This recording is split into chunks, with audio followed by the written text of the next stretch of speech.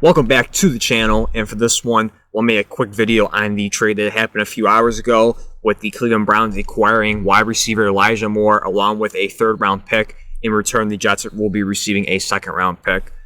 So for my initial reaction, I think it's a very good trade for both sides. I do think the Browns slightly win this because you are getting a still young receiver, is about to be turning 23 years old, along with a third-round pick. But more importantly, getting their slot receiver.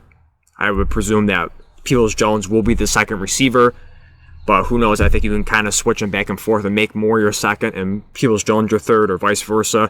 I think overall, regardless, I think it's a great place for Moore to thrive. Definitely a rough start to his career in New York. 2021 had a decent season, but again, with Zach Wilson having his problems with throwing the football, it definitely made it tough for him and the other receivers around him. And then for this past season, halfway through the season, before the trade deadline, he demanded a trade. He was not moved, but now in the offseason, he's heading to Cleveland with Deshaun Watson. And I think for pieces-wise around him for receiving core, even though I love Garrett Wilson, this Browns core for their 1 and 2 is a much better situation for him with Amari Cooper being one of the top wide receivers in the league, along with a solid number 2 at Peoples-Jones. I think this is a great situation for Moore.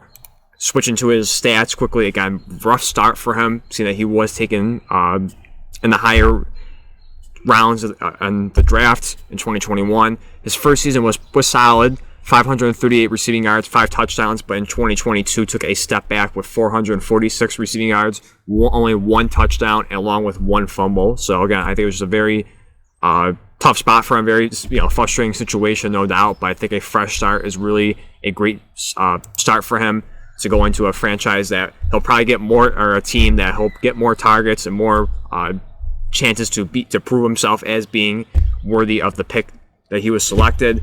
And again, for the Jets, I think they get great value back, even though they do have to give up a third-round pick.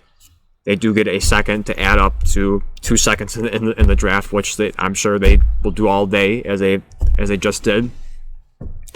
Again, I just want to make a quick video on that. Again, the Browns receive Elijah Moore and a 2023 third, and the Jets receive a 2023 second. Let me know your thoughts down below on the trade, if you think both teams made out well, or if not, which team won this trade.